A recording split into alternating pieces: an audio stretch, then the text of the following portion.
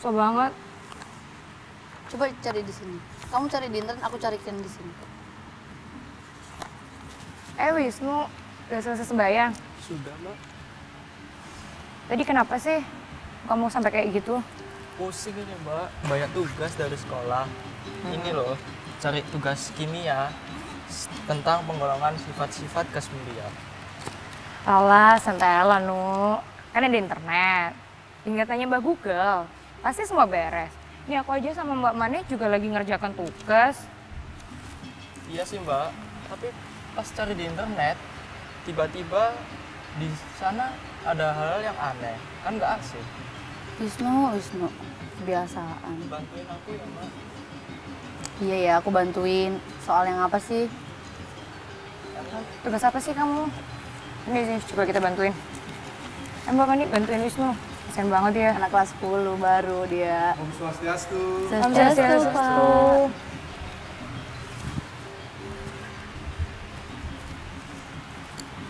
Aduh, tak lihatin kalian asik banget ngobrolnya. Apa sih yang didiskusikan?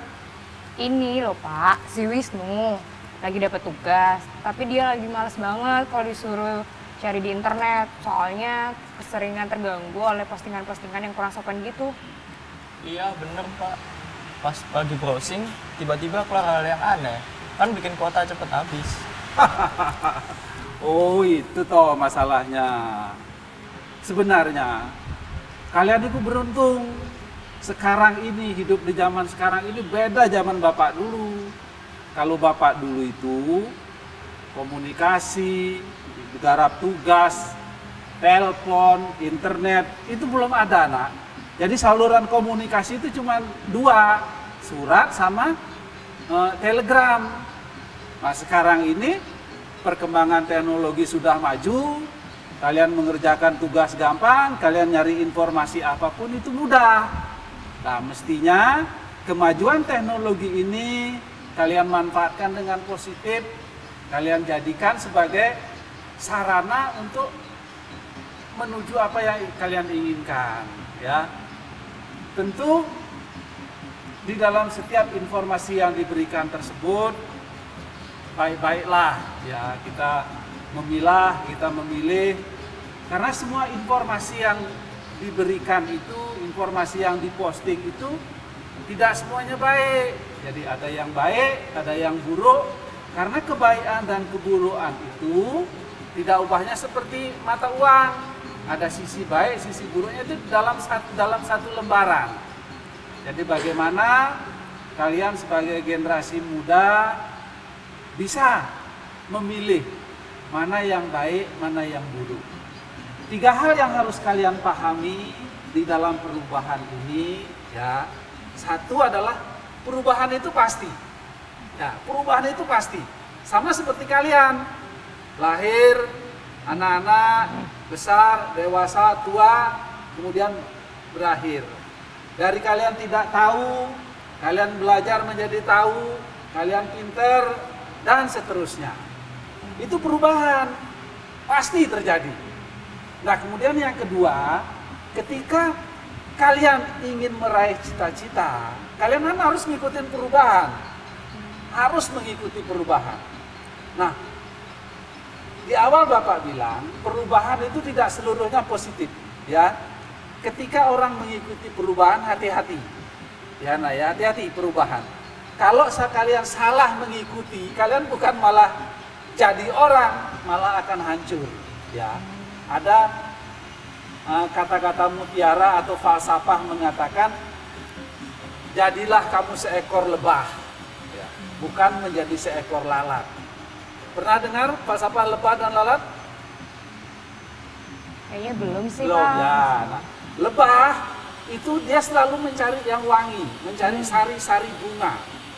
Setelah dikumpulkan sari bunganya dikumpul menjadi madu, kemudian dijadikan obat untuk membantu orang, mengobati orang lain. Hendaknya kalian menjadi seekor lebah, bukan menjadi seekor lalat. Kalau lalat itu yang dicari apa? Kotoran. Nah, kotoran digunakan untuk menyakiti orang lain, membuat manusia sakit atau dan lain sebagainya. Oleh karena itu, mengikuti perubahan ini, kalian harus menggunakan falsafah seekor lebah, sehingga manfaat positiflah yang kalian ambil, bukan hanya untuk kalian sendiri, tetapi untuk kebaikan orang lain. Oke? Itulah. Kemudian yang ketiga adalah hidup ini pilihan. Ingat, hidup ini pilihan. Ketika kalian mengikuti perubahan, kalian memilih menjadi baik, memilih menjadi yang terbaik bagi diri kalian ataupun bagi skup komunitas kalian.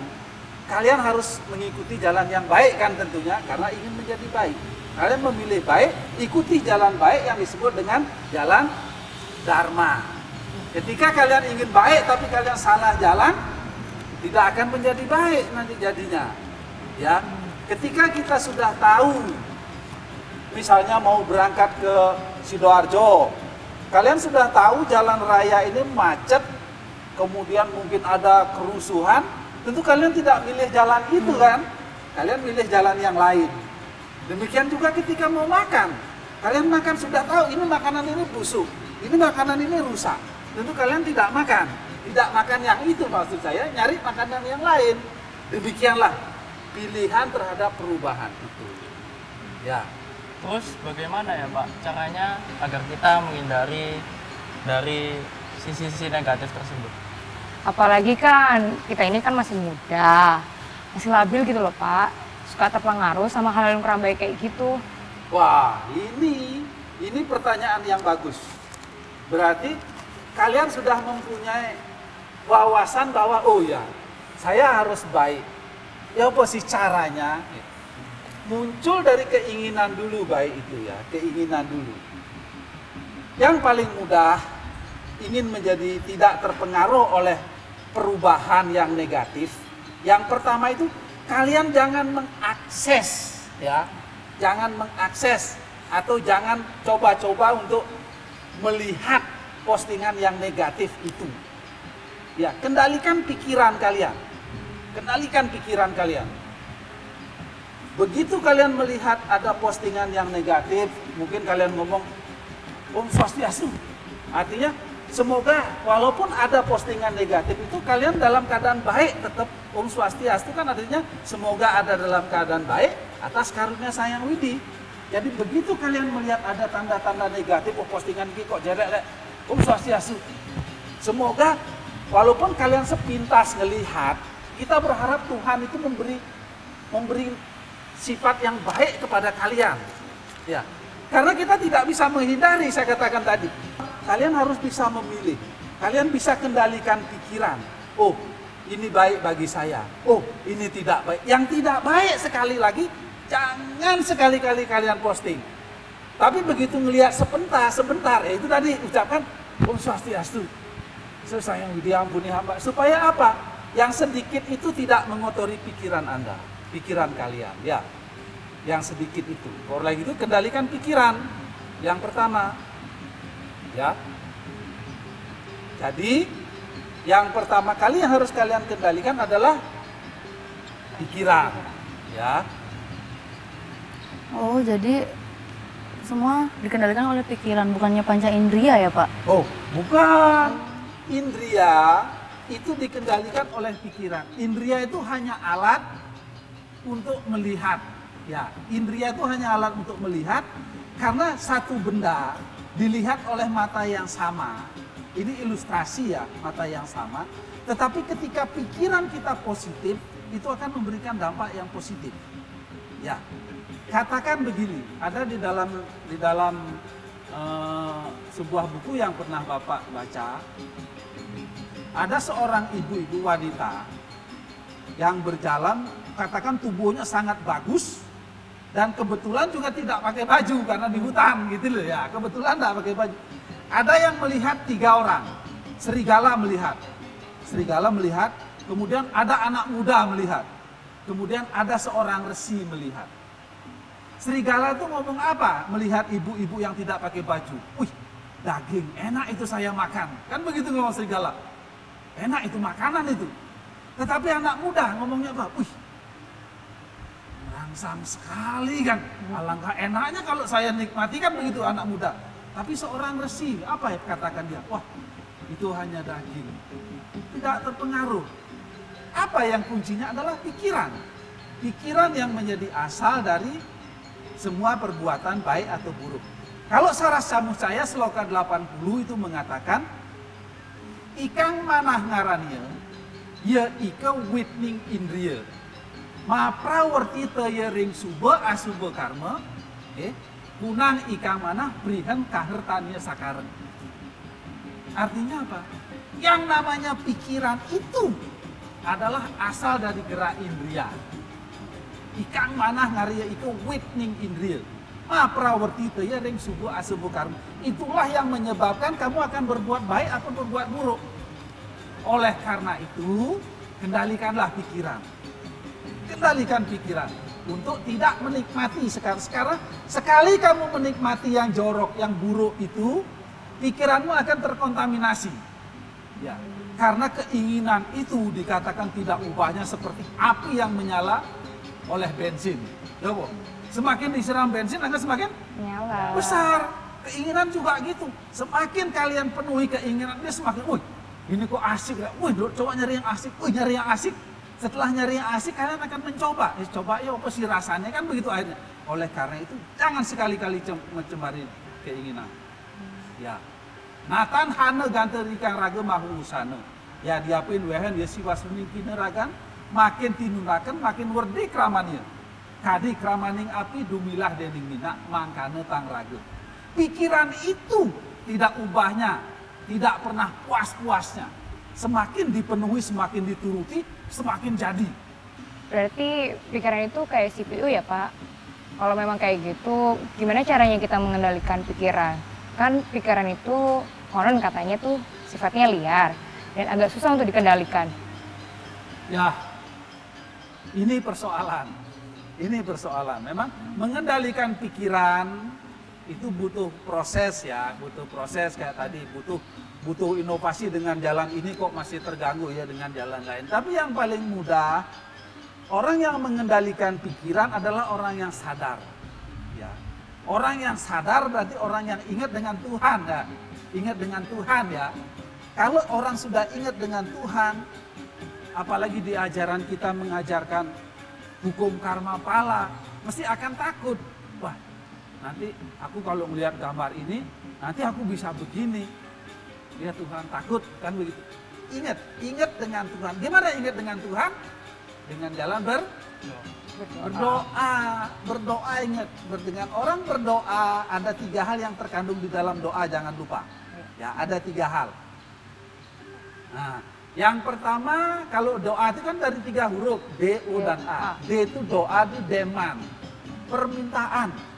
Ketika kita berdoa, kita meminta kepada Tuhan agar kita dituntun, diberi kekuatan, diberi keberhasilan, agar kita tetap berjalan di jalan Dharma. Dengan mengawali doa itu menunjukkan bahwa apa? Kita yakin kepada bahwa apa yang ada di alam semesta ini adalah milik Tuhan. Milik Sang Widya enggak? Andian terus makam antara Mbak Bufa. Jadi segala yang ada di alam semesta ini adalah milik Tuhan yang Maha Esa. Bhagavad Gita 10 sloka 8 juga mengatakan aham sarvasyo prabhavu mata sarvam pravartate iti matam bajante podo bahwa saman fitah, bahwa Tuhan adalah asal dari segala yang ada di alam semesta ini, materi maupun non materi. Orang yang memiliki keyakinan, orang yang memiliki keleguhan hati akan tetap memuja beliau dengan penuh rasa bakti. Dengan mengawali kegiatan kalian dengan doa berarti apa? Kalian berbuat yang baik kan? Mungkin enggak seorang pencuri mau berdoa dulu? Nggak mungkin lah. Nah, ya kan? Tahu, apalagi mau misalnya kalian sekolah, mau ngerepek berdoa dulu kan enggak mungkin. Setelah habis waktunya. Oleh karena itu ciri-ciri perbuatan yang baik adalah awali dengan doa. Oke, itu doa yang itu isinya doa D yang pertama. Doa isi yang kedua adalah O. Apa itu O? Obey. Obey itu adalah patuh. Taat. Orang yang patuh dan taat itu adalah orang yang berbakti, ya kan? Kalau kita nggak berbakti, coba kita berbakti dengan orang tua. Orang tua ngomong apapun pasti kan nurutin. Karena rasa bakti itulah kita menuruti. Kita menuruti petuah-petuah beliau yang tertuang di dalam sastra. Dikatakan di dalam Begawat Gita 16 Loka 24, ya itu dikatakan tasma sastram pramanante karya-karya via pasti tahu. Jenatna sastra pidano karma kartu viharhasi.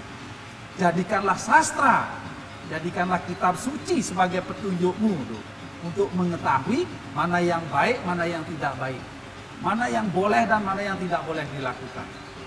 Setelah engkau mengetahui hal itu, hendaknya engkau menjalankannya di sini maupun di alam sana. Itu ketaatan ya. Kemudian apa? Itu accept. Accept, menerima. Kita kan tidak bisa menolak. Mau dikasih apa oleh Sang Hyang Widi? Karena apa? Hasil yang kita terima itu adalah merupakan pala dari karma kita. Hasil dari yang kita perbuat. Sama kita makan, hasilnya apa? Kenyang. Ya, kita tidur hasilnya seger kan? Nah itu merupakan hasil dari yang kita perbuat. Tuhan tidak membuat kalian itu senang. Tuhan juga tidak membuat kalian itu menderita. Itu semua dari hasil kalian. Ya. Nadate kasacit papan najaipa supertamu itu. Ajnane nabnanya tena muhyanti jantapa. Begawat Gita 5 Sloka 15. Tuhan seru sekalian alam. Tidak membuat manusia itu menderita. Tidak juga membuat manusia itu bahagia. Tuhan tidak akan mengambil kebahagiaanmu. Karena ketidaktahuanlah manusia itu tersesat di jalan. Karena kita tidak tahu, kadang-kadang yang buruk kita ambil kan gitu ya. Itu pengendalian bagaimana agar pikiran kita terkendali. Ya. Tapi Pak, kan aku tidak hafal semua doa. Terus bagaimana? Benar juga sih. Nah, gini, kita sudah sepakat semua ya. Yang namanya sadu sakti, Tuhan itu maha, salah satu maha tahu.